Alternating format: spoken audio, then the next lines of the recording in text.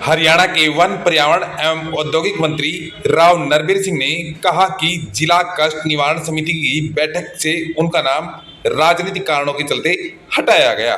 उन्होंने बिना किसी का नाम लिए संकेतों में कहा कि कुछ राजनीतिक परिस्थितियों की वजह से यह बदलाव किया गया है।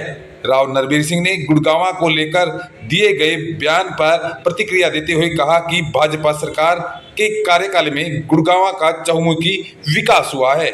उन्होंने कहा कि उनकी सोच और कार्यशैली हमेशा विकास को प्राथमिकता देने वाली रही है। मंत्री ने बावल और शाहजहांपुर क्षेत्र में हुई आगजनी की घटनाओं पर चिंता जताते हुए कहा कि जिन औद्योगिक क्षेत्रों में फायर स्टेशन नहीं है, वहां जल्द नए फायर स्टेशन स्थापित किए जाएंगे। उन्होंने बताया कि सरकार औद्योगिक सुरक्षा को लेकर गंभीर है।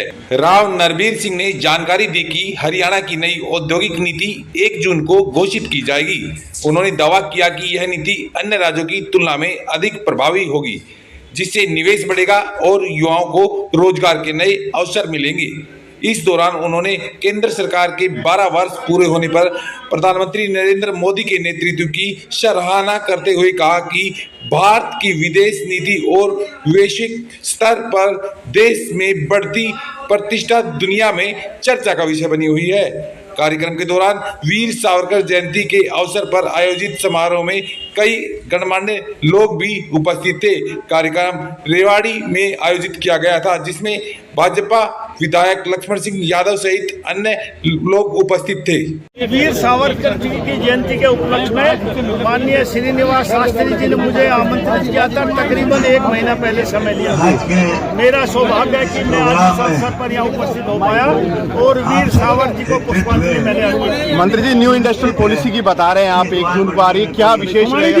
1 तारीख को सारी विशेष बातें मुख्यमंत्री जी गुड़गांव में लॉन्च करेंगे और बहुत से पत्रकारों को और बहुत से इंडस्ट्रियलिस्ट को आमंत्रित किया। ग्रैंड हयात में 11 बजे प्रोग्राम है, उस पॉलिसी का डिक्लेरेशन वहीं करेंगे। अभी एक केंद्रीय मंत्री राव इंद्रजीत सिंह अभी कुछ दिन पहले आए थे, उन्होंने कहा कि गुड़गांव को नींबू की तरह निचोड़ दिया है, विकास नहीं हो पाया, भूमाफियाओं ने नींबू की तरह निचोड़ दिया और रेवाड़ी को नींबू की तरह नहीं निचोड़ने देंगे। क्या कहेंगे इस वक्त में? मैं ये कह सकता हूँ वो उनकी सोच का नतीजा है।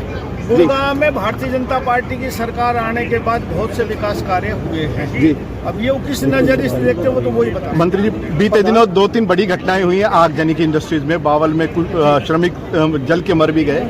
लापरवाही रही है, क्या पूरी कार्रवाई होगी और भविष्य में क्या ध्यान रखें? बिल्कुल होगी। जहाँ जहाँ हमारे फायर स्टेशन नहीं है, कोई भी इंडस्ट्रियल टाउनशिप या जो कस्बे हैं उसमें प्रोग्राम बना के, जैसे पटौदी भी है, फरूखनगर भी है, कनीना भी, इन सब में हम फायर स्टेशन लगाने जा रहे हैं। अरे सिंगल साहब रोक लो बाइक को 2 मिनट। बहुत अच्छा, देश ने दुनिया में नाम रोशन किया इन 12 सालों में। पहले देश का प्रधानमंत्री बाहर जाता था, उसको पता कब आया और कब गया।